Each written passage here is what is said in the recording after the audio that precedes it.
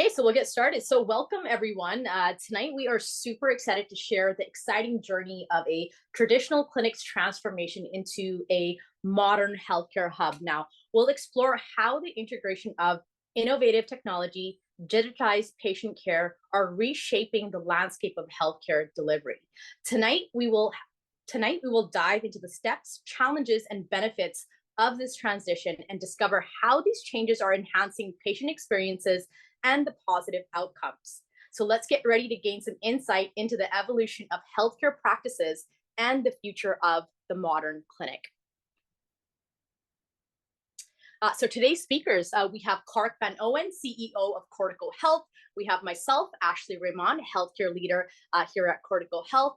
We have Dr. Andy Minhas, family physician and CEO of Walkin.ca, and Jordan O'Reilly, clinical manager at Kensington Medical Clinic. So some disclosures. In today's presentation, we'll explore different methods that clinics are using to modernize their practices. This evolution aims to provide more efficient, accurate, and comprehensive healthcare services, blending the best of traditional medical practices with cutting-edge innovations. So for tonight's agenda, so we just went through the introductions. So number two, the traditional clinic. Number three, the most tedious tasks. Number four, the modern clinic. Number five, traditional versus modern. Number six, time and cost saving. And number seven, we'll have Dr. Andy Minhas introduce modernization to his practice and how he got that done. And number eight, a quick Q&A with Jordan O'Reilly and Dr. Andy Minhas. So just a quick background about myself. Prior to joining Cortico from 2011 to 2019, I used to open and operate medical clinics and to help recruit doctors. In all those years, I saw and experienced many challenges along the way that traditional clinics faced, such as long wait time for patients, phones ringing off the hook, doctors staying after hours, catching up on paperwork, overall widespread burnout for both overworked MOAs and overwhelmed doctors. Clark, can you share some data about the most tedious tasks according to Canadian doctors that are facing? Of course, yeah. Thanks, Ashley. So we ran a survey this spring, and one of the questions that we were asking was, what's the number one most tedious task at your practice? So the thing that's taking up the most time, it's not enjoyable to do, that should be automated by technology. And making and answering phone calls was number one. You can see it there in blue, almost about double anything else. So of course, there could be a number of reasons why where those phone calls are stemming from, and we'll break that down afterwards. And we'll also come back to this and talk about what are the, if you're just starting out or if you've already adopted some technologies, what are some of the things that make the biggest impact to medical practices according to the data that we've seen and from working with so many practices. Because I think, like, to me, a modern medical clinic doesn't just mean that it's adopted modern technology. It's really that it's able to face today's challenges of increased costs, inflation, and is leveraging technology to do so. And some things make a far bigger difference than others.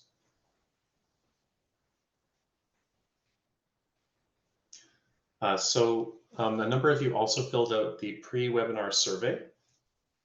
And I forgot to mention, if any of you do have questions, please put it in the chat, just like Brenda has done here. And one of my colleagues will be there trying to answer everything right away. Yes, there'll be a recording with this deck, at least. If you want the actual deck, we'll see if we can get that to you as well. So we did a little survey specifically for this webinar about what materials you guys want to cover the most and what's going to be most useful to you. And here's the three top responses. So the first one was the lack of availability of software solutions. And that's something where, as you know, there's many EMRs in Canada, and depending on your geography and where you are, you're kind of stuck with a fairly small set, and there might not be a lot of systems that connect or integrate with those EMRs. leading to this situation where there's not necessarily a lot of options available for different tools that are going to connect to your EMR. And we're actually going to be following up on that one in our next webinar, which we'll come back to later because it's a big topic on its own. Sending patients files from your EMR. So this is something where I pointed out earlier that phone calls is one of the biggest tedious tasks, but at the same time here, we're seeing the ability to send a patient a file securely and quickly from your EMR was highlighted as something that's really important. So we'll be going into detail on that. And lastly, provider to provider messaging. This one wasn't quite as highlighted as the above two, and it's a really interesting one. There's not very much out there right now for, of course, practices are faxing each other. That's the traditional way of doing that.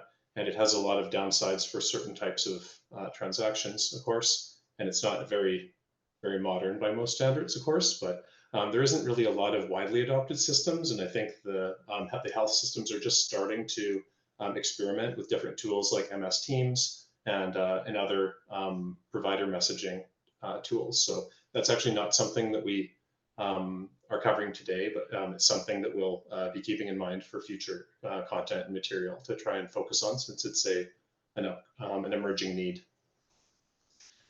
And I'll try to keep going quickly so that we are on time for the panelists. So I mentioned, yes, is this BC and Ontario MDs? Yes, so there's people from across Canada here, and thank you very much for people in faraway time zones for attending. I know it's a little bit late. We're glad to have you. So a modern medical clinic I mentioned is especially a clinic that is not just having necessarily the latest technology in order to better address the challenges in today's world. So probably the single biggest thing from my experience, which is captured here, is that your MOAs and your staff should be freed up from a lot of data entry and phone calls so they can really be there to help the doctors, and the doctors aren't left on their own. I think in most cases, that's more enjoyable work for the staff. That's often what they've signed up to be doing in their career, rather than doing data entry and phone calls, is to be assisting with patients. And then that allows the doctor to be freed up to focus on things that require their expertise. And I think I know when I see that happening at a practice that they're really well managed and they've leveraged technology well. And for patients, they'll often drive from further away to get to that practice because they're able to save time when they're engaging.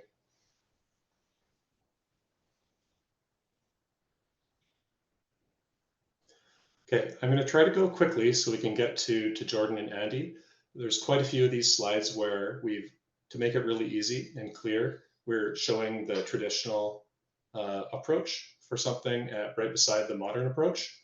So the first topic here is appointment booking, which is really fundamental to any medical practice. And traditionally, of course, the phone is the mechanism where appointments are being booked. In some cases, through an outbound call from the staff or an inbound call from the patient. And I will say that like online booking is up there as one of the largest impact things that if you haven't already adopted it, is going to make a huge difference. Simply reducing the volume of inbound phone calls I believe it was Kensington Medical Clinic was the first clinic that we worked with, Jordan's clinic. They were seeing 800 phone calls per day, and they're able to reduce that down to 0 inbound calls, which is a pretty extreme transition and might not suit every practice, but you can see the potential of how much impact that would have on the availability of staff. So online booking. Okay, so appointment reminders. Again, calling a patient is time consuming, and in many cases, it just doesn't happen. It can't happen as frequently as a digital reminder can, because it incurs too much overhead on the team, and then as a result, you get no-shows. So just by adopting appointment reminders, if you haven't already, this can reduce your no-shows from, in some cases, we've seen 14% no-show rate in a really bad case down to 5%. So it makes a tremendous dramatic difference in your no-show rate, which of course can be a really important statistic to be tracking and can really have a huge impact on the financials of a medical practice as well.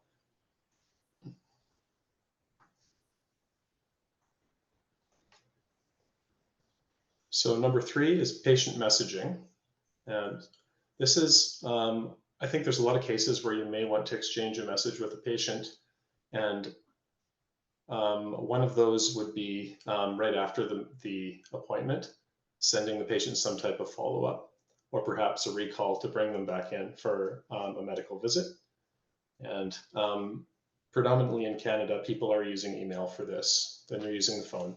And email has some challenges with security and also just efficiency. If we could go to the next slide. Probably the biggest challenge with email is that it was one of the things that you guys identified in the survey, sending a file to the patient from the EMR. With email, you have to download it from the EMR, upload it into your email inbox, copy paste the patient's email over, and now that file is being sent to the patient after all those clicks, and it's there forever in their inbox. It's an attachment, which just isn't actually HIPAA compliant or compliant with the Canadian privacy laws for healthcare as well.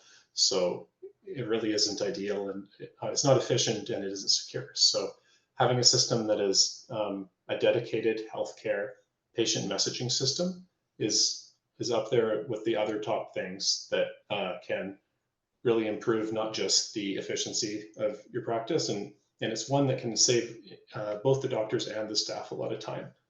Whereas the last 2 items were mostly saving the staff's time, with the exception of no-shows, saving the doctor's time. In this case, we've often seen doctors able to send their own messages with forms faster than they can assign the task to a staff. So they're actually doing something that someone else used to have to do in less time.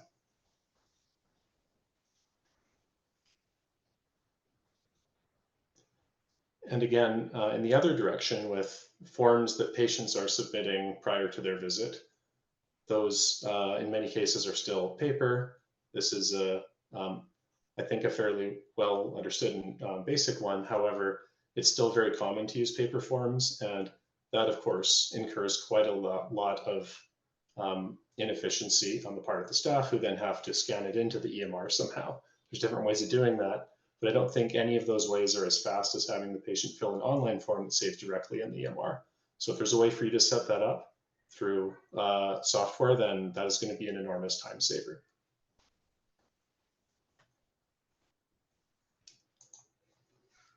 And this is an extension of the last slide, I think. But there's other benefits to having digital forms as well. It's possible to have workflows that can transition between different forms depending on the patient's diagnosis or the type of service that they're coming in through.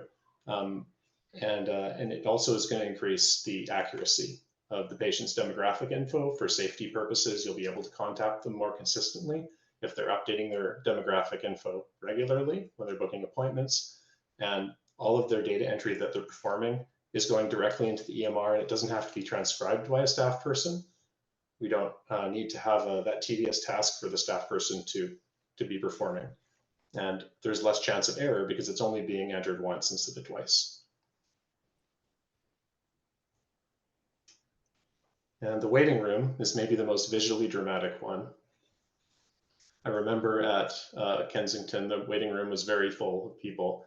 And now they have a kiosk, which is a little screen where the patient is able to check in, complete some intake forms, and they're issued a number. So, and their number is shown online, and they're able to see when they need to come in. So they can go and do their banking, they can go over to the strip mall, and they don't need to be sitting there. So they're happier, and the waiting room is less crowded and safer. Awesome. Thanks, Clark. Yeah, so for clinic reviews, so in the past, while I was operating these clinics, I noticed that reviews can sometimes be totally unfair, can be inaccurate. Negative feedback can really impact the reputation and growth of the clinic. And this can be super unfair, and doctors might be concerned that negative reviews focus more on subjective experiences rather than, quality of patient care. But nowadays, powerful automation can really help with to prevent negative feedback. But in the modern world, negative feedback can be now addressed accordingly, as simple as a secure message being sent directly to the clinic and not advertised online. And to gain more positive feedback, automations can prompt patients to leave more positive feedback opposed to, asking patients directly in person, which can be really awkward at times. So overall, the modern world really wants to help your clinic grow and achieve success, and potentially even attract more business, more doctors to want to work for your clinic.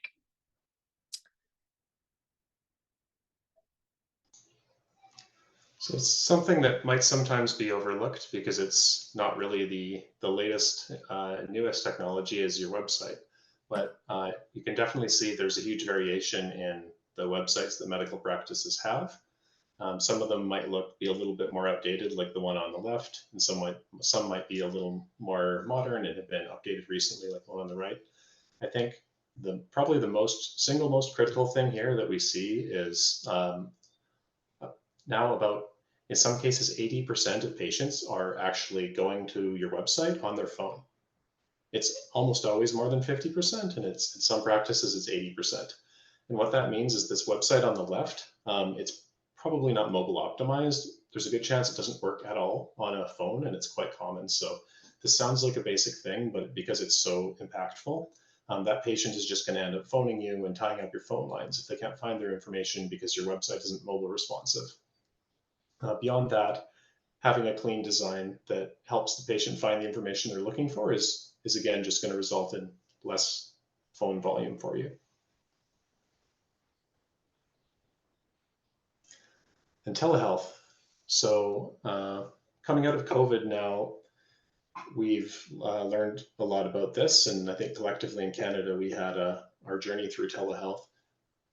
One thing that kind of stood out to me during this period is everyone was really excited about doing video calls. Although in healthcare we have more advanced demographics, the patient or the doctor may be more elderly and less inclined to use technology. And if either one of them is more comfortable on a phone call, then that can be a very good option. It can save a lot of time trying to get connected on a video call and getting a device with a working camera and microphone and all these things. There are cases where video calls provide much better environment for care, such as in a mental health situation, anecdotally from what we've heard from providers. However, there's also a lot of cases where it may not be necessary, and a phone visit can be quite efficient.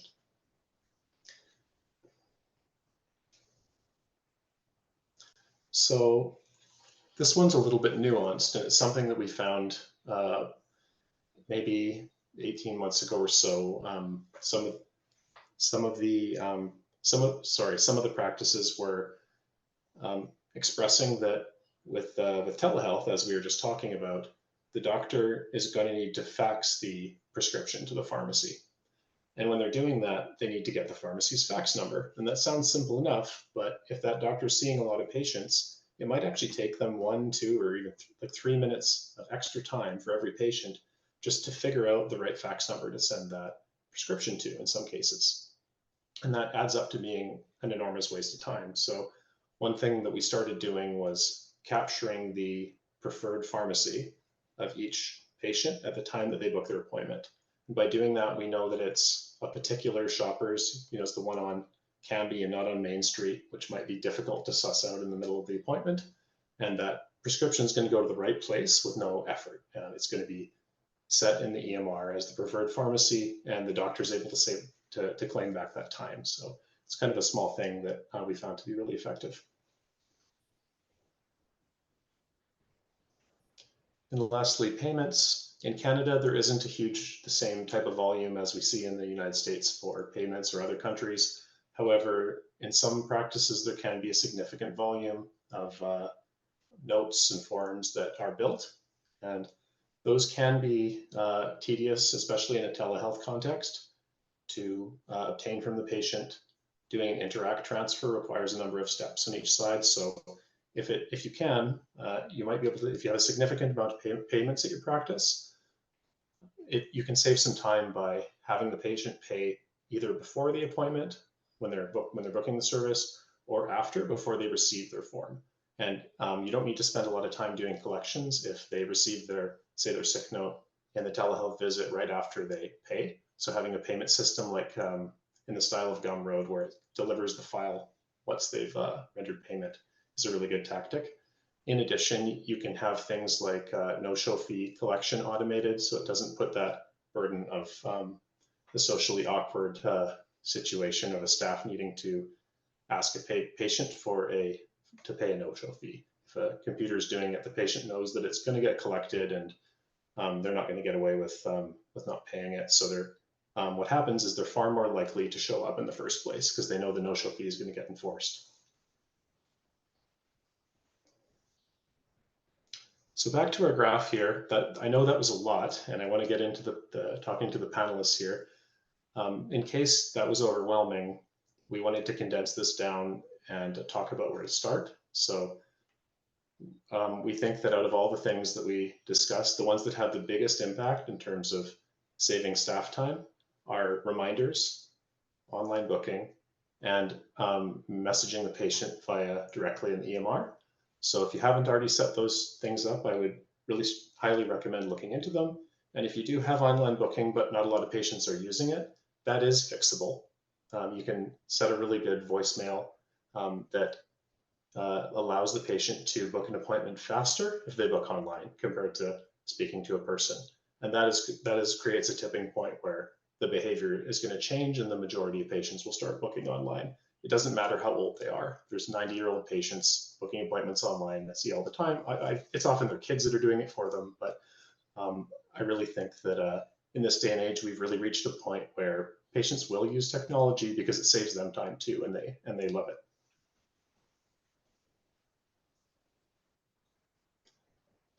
So we've got Jordan and Andy here. They are the best people I know to speak about a modern medical clinic because they run two of the most modern practices I've ever seen that are very tight ships and have a very thoughtful adoption of technology that enhances patient care and efficiency. So the time and cost savings associated with technology, I'm going to ask maybe Jordan to say a few words about because I think he's has a lot of experience with that running Kensington Medical Clinic. Thanks, Clark.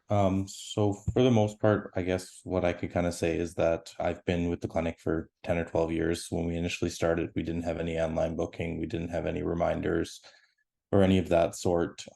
We did probably change over from that in around 2013. And it was, for the first couple months, I guess, a bit of a challenge being the first ones to kind of move to online booking and stuff like that. But we very quickly saw that it saves a lot of staff time. So typically, we used to have patients calling in 100 times a day trying to get seen for their sore throat. We're closed for the walk-in. They're still calling, that sort of thing. Your staff would just waste time basically telling the patients the options around for other clinics or coming in or having them come in the next day. Whereas kind of when we moved to the online booking, we had availability for the patient to basically go directly online, pick a time that worked for them and book an appointment. So overall, I would say like online booking, the reminders and stuff like that was a great start for us in kind of cost savings. And that's where we really saw kind of going from seeing all the phone calls to actually just going straight to online booking. But as well, like over the years, we have adopted patient messaging, receiving invoices online, and kind of leverage technology across many other forms just to be able to collect payments, to reduce outbound calling now, to recall patients and that sort of thing. And overall, I would say, like they say here, probably the doctors will save at least an hour a week by kind of clicking automations rather than actually clicking tickler, typing out a long message to the staff where they can necessarily do it themselves. And then also the staff see a lot of a less burden on themselves, and you're kind of able to scale the clinic up from there. So like in the last probably, let's say 5 years or so, we've had maybe 5 to 7 physicians come on with us, and we haven't had to increase the staff load or increase the amount of staff we have in the clinic because a lot of the automations are taking away the burden from them. Thanks so much, Jordan. Before you go, do you have a sense of What has been the impact of technology overall at your practice, and anything you could quantify? I would say like overall the doctors are a lot happier with having full schedules where they don't have to kind of have lulls, and like where they would have sometimes with a walk-in, you're really busy in the morning, then you have an hour or two where it slows down and then it picks back up in the afternoon. With technology, you're able to kind of book a certain number of appointments a day, kind of have everything managed behind the scenes so that the doctors can just focus on seeing patients rather than kind of figuring out who they're going to see next. And I think as well, like just for staff, the experience for the patient, they're a lot happier when they come in with a booked appointment, or they come in with something where they know our expectations, where they get a number, they're able to step out for an hour or two. So overall, I think like morale within the clinic is one of the biggest things I can see, but also the cost savings are just another great benefit as well. The slides have moved on, so this will introduce Andy Minhas, who runs walkin.ca. Hi, Clark. Hi, Cortico team. Thanks for having me. Yeah, so Walk-In is a hybrid clinic, so virtual and in-person care based in the Lower Mainland of BC.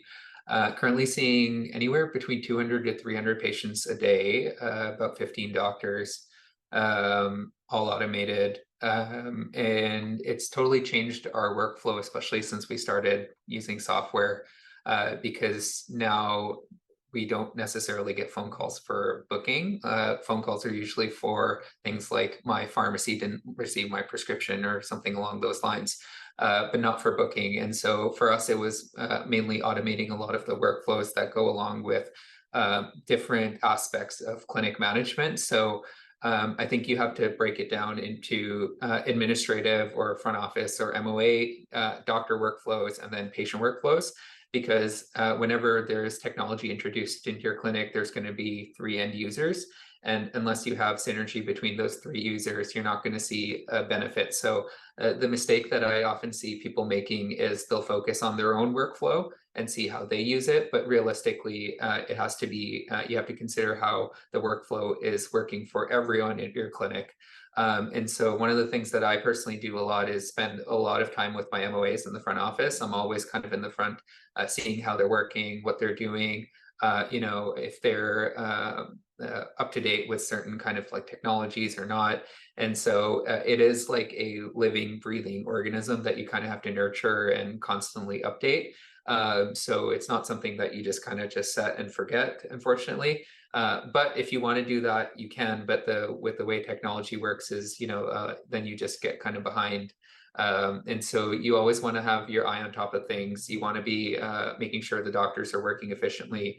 They're understanding the technology. The MOAs are understanding the technology. So that's really your role as like the clinic manager. Because only if you kind of fully grasp those things, then you can start seeing what some of the shortcomings are or what could be improved. And so for us, it's always been about finding like micro improvements. So like where we could save that extra second. And, if as soon as you do like 30, 40 changes, suddenly you're saving a minute, 2 minutes per patient, and it just adds up and compounds. So if you're seeing 200 patients a day, that patient time, if you're saving 2-3 minutes, really adds up as well. So yeah, I'm happy to share some thoughts here about your practices, what's working, what's not working, and provide some insight there as well. Thanks so much, Andy. Are we moving on to Q&A? Is that what's next? I believe so, yeah. And I think we have our first question in the chat there. So maybe I'll repeat it for everyone's benefit. From Stephanie, I would like to know from panelists how the older population is dealing with these changes, especially the online booking. Anyone want to take that one? I can take that. So there's a couple things we did. Like I actually have a patient who's 97 and uses it. So it really starts with having a simplified and clear website that's easy to use. And then initially what I did was we invited them into the clinic and we spent about 10-20 minutes walking them through the process, bookmarking it on their phone, walking them through what we do, and also having some backup. So, explaining it to their family members as well. It's unrealistic to expect to just basically put it out there and people to understand it. It does involve some coaching, and there is some upfront time expenditure, but over time that usually settles down. So as long as there's a teaching moment for not only patients but also family members, and a clear, simple to use website, then most patients in my experience don't have any issue with it. Yeah, I would agree with what you said, Andy, as well. And I just add kind of one more thing. I think, like you said earlier, it's really important for the staff to know how to use it, because the staff are the ones who are going to be pointing it out to the patients how to kind of go through it. So the biggest thing just when you're rolling it out is that you kind of have like a little staff meeting with your staff, kind of show them how to use it, let them kind of experience the product themselves, so that when someone does come to them with a question, they have the kind of tools or utilities to be able to answer that question and say, hey, I'll quickly show you on the website here. It's super easy. A lot of time, that's all the patients really need, is just a quick walkthrough, exactly like you said, and they're pretty happy with using it. Yeah, I've gone so far as, so what I usually did was I created little cards as well for my in-person patients. And so I gave them little cards with the booking instructions. And for some of the patients who are more technologically challenged, I basically just set up the bookmarks for them. So they open up their web page or they open up their phone and they just click a button and it takes them directly to the booking page. So there's ways of making it simpler for your patients as well. Next question here from Noreen Kleinhaz. We use Accuro. When will we be able to message patients? So we've tried to keep this webinar as much as we can, since we're a specific vendor, just about technology in general and not specific to our solution. But this sounds like a question that's about Cortico itself. And I believe patient messaging in Accuro has been offered for about a month, but attaching documents was only released yesterday or last night. So it should be working. If you have any issues, please contact help and tell them, and they can also spend some time with you to onboard you. I also know there's other patient messaging tools available that do work with Accuro, such as Ocean and Medio, that aren't. But I don't know the details about those ones.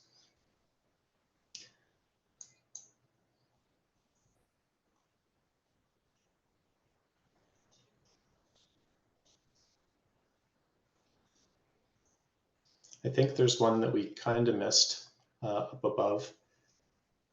Okay, then I'll come back down.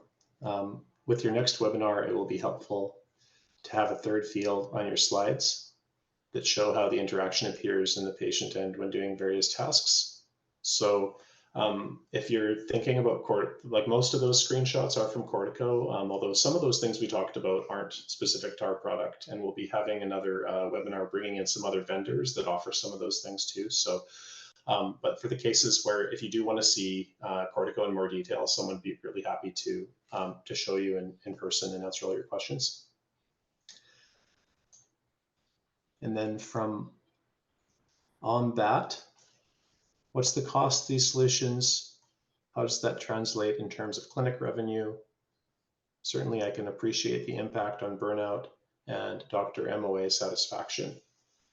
So some of these things are offered in your EMR in some cases, although you probably know if it is, because just about everyone has an EMR.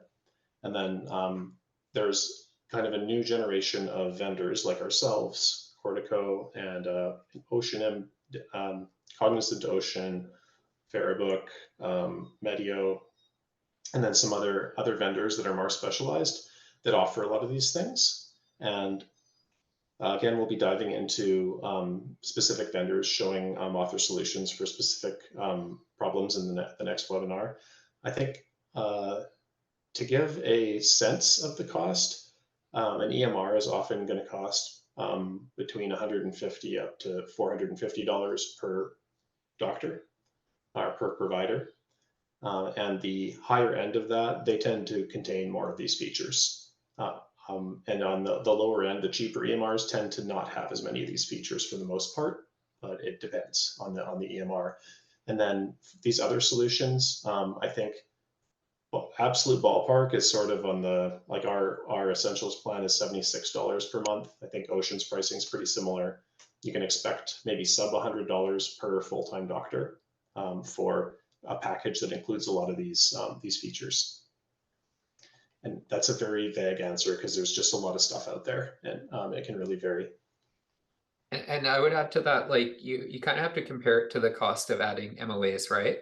And so if your MOA is like $30 an hour, you know, in versus just implementing a software solution, which saves a lot of that time and rethinking how those workflows in your clinic are going.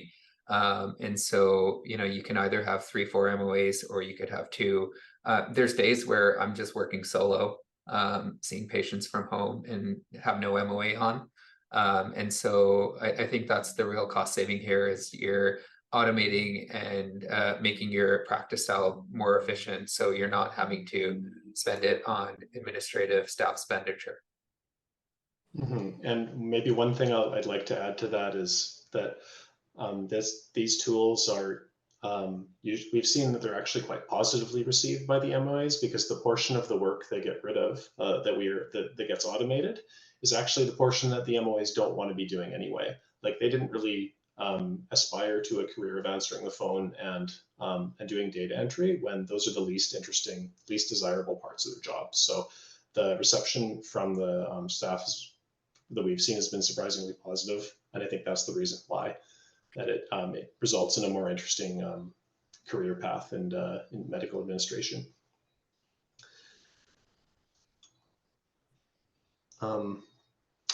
Jordan, any thoughts on this one? It's like a really big topic. We could talk about it forever. Yeah, I think just more or less like scalability. You only have so much space within a clinic, so unless you start using hybrid space with MOAs and stuff working at home, you're only going to have so much physical space to have staff in clinic as well. So I think like having these kinds of tools, especially online booking reminders and stuff like that, we found that we probably, the minute we kind of put online booking and reminders and stuff in place, we probably saved about 8 hours a day. So essentially one staff member per day worth of work. So we were able to either reassign them and get caught up on something else in the clinic, or basically work with a bit of a lighter team at the front. And I think like if you look at the cost of these online booking systems, or of the cost of anything, the benefits definitely outweigh the cost tenfold, just because if you look at that one MOA per day, let's say, and you put it across a month, it's probably double or triple the subscription just for even online booking or reminders. You get your money back. The next one here. Clark, I think we won just about the kiosks in the chat. It's not in the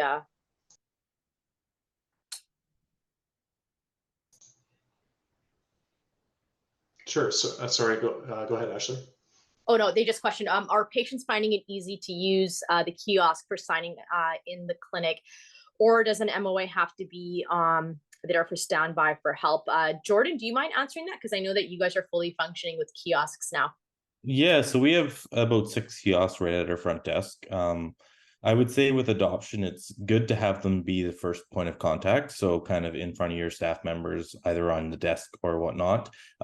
We find that if you put a human in front of them, people are likely to go straight to the human. But if you do have the iPads or the terminals right in front of you, depending on what you use, patients are so used to going to either self-checkouts or anything like that, so they are able to go through the terminals themselves. Most people keep their care card on them or have it memorized these days because they're so used to using it, whether it be for online booking or any other reasons. So overall, I would say the adoption to the terminals are probably 97-98%. I mean, every now and then you get someone who wasn't raised with any sort of technology background, and you help maybe 1 in every 20 patients or so check in. But overall, throughout the day, if you're seeing 200, 300 patients, you're only really helping 10 or 15 people. So overall, like the cost savings, I would say, is huge for that, just because the MOA can be working on faxes or doing outbound calls or anything like that while patients are actively checking in. And they just kind of get flagged on the screen for us to see that they're in the clinic and waiting. And those kiosks, just to add to that, like I remember during the pandemic, I mean, we didn't have a kiosk system, but I can totally see that like now that we're gearing towards flu season, those kiosks are going to come super in handy. And it's just going to declutter your guys' front desk area. Yeah, so it's just more or less like almost like the contactless help. Like the patients are able to kind of check themselves in. If they get a number, they can step out rather than kind of sitting in the waiting room with all the other sick patients, and they're able to kind of monitor online. And I think that's huge for kind of infection control at the end of the day. We used it a lot kind of nearing the end of COVID, just to have a couple of people come in, check in, we put them straight into rooms, that sort of thing. And you were kind of able to optimize your workflow that way to ensure less people kind of coming in contact with each other when it was needed. And I think now it's just still a great way for patients to check in and update all their information, so we're able to contact them directly properly. Awesome. Thanks, Jordan. There is we're jumping around a little, and that's because we have two lists. There's like the Q&A and also the chat. So sorry about that. We're trying not to skip anyone's question. But I think it's probably worth answering this one now. How many kiosks are recommended per doctor working? So it depends how many doctors are physically in the office. I would say, like for the online appointments of telehealth and that stuff, sort of stuff, we don't really use the kiosk. But the best thing I think to look at is in like a 10-minute period at your clinic, how many people normally check in. So you kind of break it down to how many people come in each hour. So let's say you have 5 doctors on, every doctor sees 5 patients an hour, that's 25 patients. You say the average person takes 2 or 3 minutes to check in. Okay, so you need maybe 2 or 3 terminals to for the doctors, for let's say 10 doctors. If you start getting a few more and they see more volume, so let's say they see a patient every 5 minutes, you may add one. But I would say start with either 2 or 3, unless you're like a solo practice one, and then kind of see how busy it always is. If there's a line behind the terminal, that's a good indication to say you need another one. If they're always just kind of being used but not really a line behind it, then you should be okay. But I think it's just more or less kind of with experience and exposure to it, you can see what works best for you. Wow, I was just going to say 2 doctors per terminal. That's what I would Yeah. say, but Jordan had a much more in-depth answer.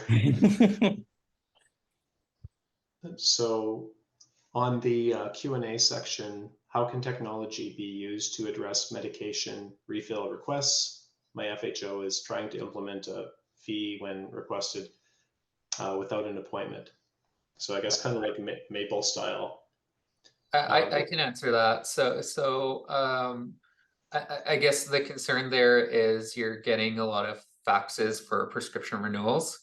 Well, one of the things that we've tried doing is really clamping down on that, and it helps having like a clinic-based policy. So for us, like it's different based off where you're working. So for BC, for example, we're paid for our time now, so a lot of us don't really mind it. Because you're having to do it anyways. Whereas in Ontario, if you're not, previously what people were doing here in BC was having kind of a clinic-wide policy. For example, no prescription renewals via fax or something like this. Like you have to make an appointment. And to that end, like what we usually ended up doing was making a really easy prescription refill workflow for our patients. And so, just making it super simple for patients to use the website and book a prescription refill appointment, and just making that like a 5-minute appointment in your calendar. So it doesn't take up too much time. It's clear workflows. They can already select their pharmacy, their medication, their dose. So all that information is kind of ready for you to go. And then, just kind of having a unified clinic policy. Now, where it seems to not work sometimes is, if different doctors in your clinic all have different policies, it's best to have a unified approach. And that goes with any sort of technological solution implementation. Technology in a way for your clinic has to be used as a group. Like I'm sure at Kensington, Jordan, like if one doctor said, I don't want to use this or want to do it this way or do it this way, yes, there is certain room for flexibility, but as long as the group is on the same page about a lot of these things, and coming to agreement, right? Because that just makes a lot of it go way more smooth. It's way smoother. And it's about having everyone on the same page about little policies like that. And so if you're having to do prescription renewal requests, you could have a policy, for example, that you're not going to do it via fax. They have to book an appointment and then set up a workflow, which is super easy to use for patients. And so that's what we ended up doing. Mm-hmm. Yeah, that's pretty much how we handled it as well. I would say we have had a prescription refill workflow, and for the longest time we were saying just no prescriptions by fax. So beyond that, just to kind of address your question from a different lens, You could possibly have like a book by invite workflow. So we use this more for booking specialist appointments, but once that is received, you could send them a link that either requires them to book an appointment or requires them to pay a fee. And then once that's completed, you could do whatever just needs to be done on your end. So there are a few different ways to kind of approach it, but that's kind of through consultation with your either booking vendor or software agency. And I think most of these questions, we're able to point you to some technology that could be a good fit for that. But I honestly don't have an answer about a system that's specifically for that. I actually think I do remember one and can't remember the name. So we will follow up, Lee and Peter, on if we can find any more information for you. And the next one is, I would like to know from panelists. Oh, sorry, that's a repeat. The next one is from Sukhbir Singh. How do you handle SMS reminders, as sometimes carriers can mark us as spam, but we are sending important messages to our patients? I might be the one to answer that, since I'm involved in the processing that type of thing. What I've seen from our system is that hasn't really been an issue. We've run into it with email a little bit. There's all kinds of, like, deliverability with emails is kind of a science. There's a lot of things that go into it, and we're always working to make sure that the minimum amount of these messages is marked as spam. There's all kinds of factors in that, but with SMS messages, it's simpler. One thing though is you want to definitely allow someone to unsubscribe. So if a patient receives a SMS reminder and you don't let them unsubscribe, then that's when they're going to mark you as spam, and you're going to get added to blacklists, and you're going to get they're going to get added to suppression lists through the carriers and stuff. So it's really important to have that unsubscribe option, and then the patient will be able to use that, and they won't have to escalate to the point of reporting you. So whatever SMS reminder system you have, I think that's a really good feature to look for, is the ability for them to type. They can text stop, or they can click on something to remove themselves.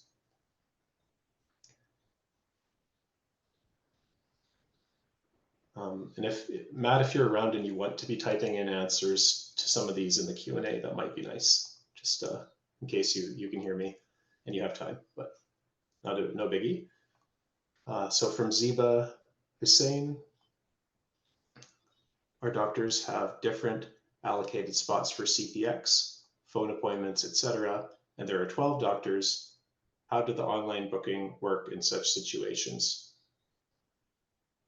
I can take CPX. one, I guess. Sure. I think more or less what you're talking about, or allocating within Oscar at least, is templates. So at Kensington, we use templates to kind of note different types of appointments, whether it be V for virtual or P for PAP. There's driver's medical appointments, there's well check appointments, there's a ton of different types of appointments. I know some booking systems easily read these templates. And then they're able to you're able to set workflows up to that specific template, choose whether it's phone, video, in-person available, kind of have a lot of flexibility with that. I don't know if all booking vendors do this. Clark may know a bit more about that, but there are definitely different software vendors out there that do offer specifics that go down to really the nitty-gritty to set it up, to customize it how you like it, or kind of work with you to find something that works very similar to what you have currently. Yeah, I second that. Your online booking vendor should make them solve that for you. That's their job. Yeah, so similarly for us, like we have it customized according to different workflows. Like, for example, if it's a refill appointment, we want everything relevant to the refill to be ready for the doctor when the patient's seeing the doctor. And similarly, like if it's a skin condition appointment, we want the photos in there. We want to see everything in the chart ready to go. And so you do have to kind of set it up so that it's according to that specific task or workflow. And you don't need an exhaustive list, right? So you could have a general visit, a refill, a driver's, or a PAP, or something along those lines. So most clinics will have like 5 or 6 different kind of types of appointments, and you just want to set up your workflow. So with a lot of these things, I would say that the highest work is upfront, because you want to set it up and test it, see how it's working, and adjust it. But once it's running, you'll find that it's way more efficient than previously. And you always have to kind of tweak it and get feedback from not only your patients, but from the doctors and MOAs as well. And I think the biggest thing that you mentioned there, Andy, is kind of the diagnostic forms where you kind of collect all the information. Because a lot of the doctors kind of currently or previously would go into visits, the patients would say they need medications. They'd be out or somewhere, they wouldn't have the medication names on them, everything like that. So having the patient kind of put a little bit of effort in at the beginning to kind of, when they book the appointment, it saves a huge amount of time on the back end for the doctors. Great. So it seems like we're probably not going to get through every single question, but we'll do our best. Roger Sen is asking, can you talk about e-commerce and payments? How does and Cortico's solution? I think for everyone, it'd probably be best to offer Roger a demonstration or reach out with that information, just because it might take a little longer than our remaining 5 minutes to cover in enough detail. So if it's okay, I'll keep going. From Laura Hume, are patients finding it easy to use the kiosks in clinic, or does an MOA generally have to be there to stand by to help? I think this one was probably actually asked before Jordan gave his answer. So if it's okay, I'm going to skip that one too. Jenny Jong, can you help me with how to email multiple forms, requisitions, documents at once? For example, sending a number of things under one email. I think this is talking specifically about our product, and I want to make sure that Jenny gets helped. So we're going to make a note for our staff to reach out and just walk you through that, because I think it's a pretty detailed question. Sorry, I'm popping out of some of these, but I'm just looking for ones that I think are going to be the best for the group. But Jenny, that should certainly be supported. So please, someone will reach out to you. I think you're a current customer from the sound of that. So from an anonymous attendee, are communications with patients available in French? Our patient population in Ontario is 65% French speaking. So you definitely need to check with each solution if they offer localization and internationalization. Cortico does, and I think a number of the other ones, you have to check case by case. And from Olani in Ontario, doctors and FHO do refills at no cost by fax. How can your system?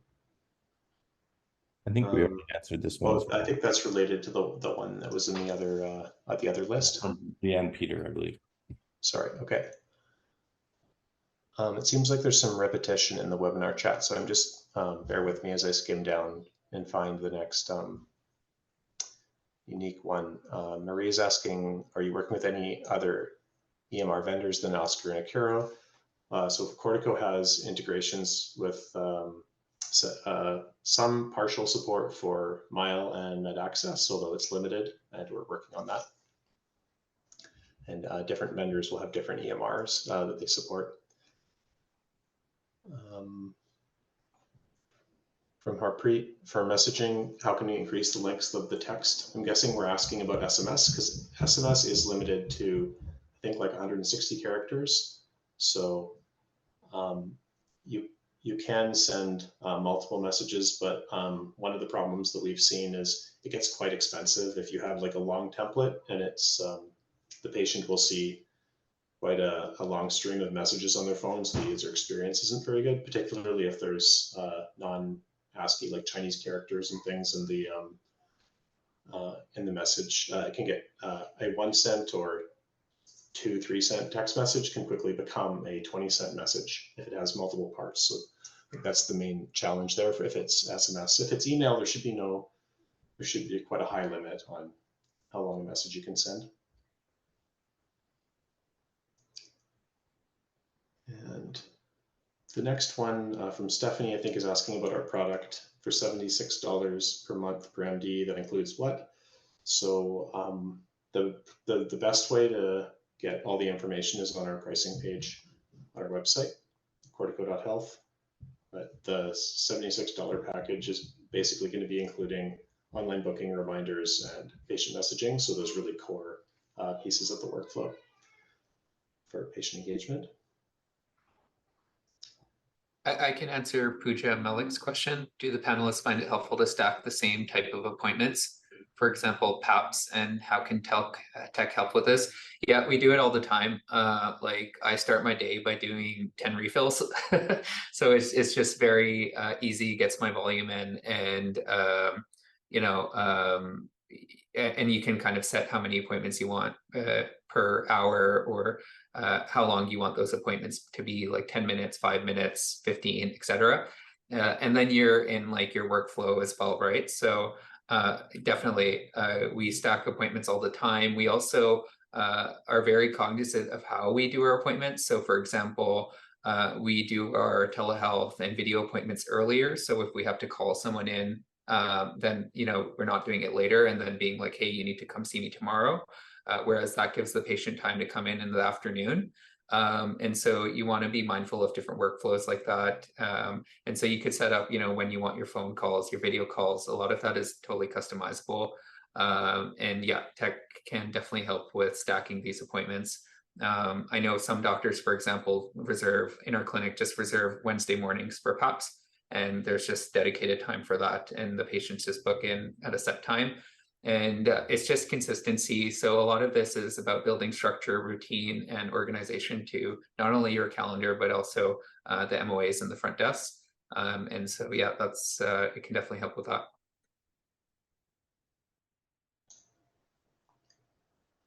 Thanks, Sandy. The next one from Ombat is there any precedence for passing the costs of these technologies onto patients? There are clinics in Toronto that have a membership fee, so physicians can have a Medeo account and use that platform for communication, booking, etc. I know that's been in some cases contentious, where there's been some strong opinions about it and some action, at least in BC, by the authorities with regards to this. High-profile situations about it being whether it's compatible with Canadian law, but I'm not an expert on that. I'm not sure. I would say, Clark, that rather than passing it on to the patients, like there should be some advocacy work for passing it on to different organizational bodies. So one of the things that we try locally in BC is trying to advocate for our divisions to cover tech, right? Because at the end of the day, divisions is like a group of clinics, but they're funded by the government.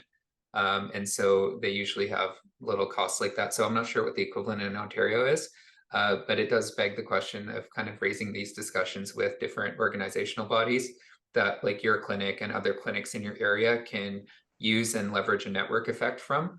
That's probably the best place to go for things like this, rather than passing it down to the individual patient. Yeah. And like talking to a few doctors out in Ontario, I was actually at I believe it was FMF, and I was at another event early November, and there are certain FHGs and FHOs that do support softwares like Portico, and all you just have to do is just contact your local whoever your person is that you guys usually deal with, and they can kind of let you know if you're. I think it's like eHealth and also the Ontario health teams, that there's a tests of change funding package that did pay for our product in a number of cases in Ontario. And of course, the divisions of family practice in BC, some of them cover technology, including our product, and some of them don't. And I think it's a decision from the members and the board of those divisions. Mm-hmm.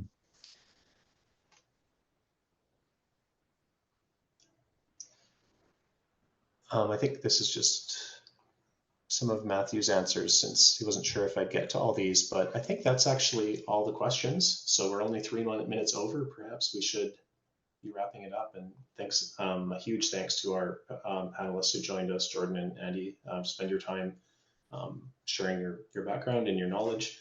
It's very much appreciated. And thanks to everyone for coming and spending some time with us. So for the next webinar, if you're interested, when Cortico was, when we're doing, in the course of our work, we come across other vendors, of course, and some of them we're just always hearing great things about. So there's certain vendors where clinics are saying that they've really revolutionized things for them. They've saved them so much time. They're a delight to work with. So what we thought is, let's get together with those vendors and do a webinar of those curated services that that we'd be really proud to share the stage with. And I think these are all complementary as well. So for our next webinar, we're going to be showcasing I think a total of 4 companies that all have different areas of specialization and can speak more deeply to different areas of technology, because we are pretty specialized in patient engagement, and I know that's only one area of digital health and technology. So help give a broader picture. If you're interested to join us, we'd love to see you again.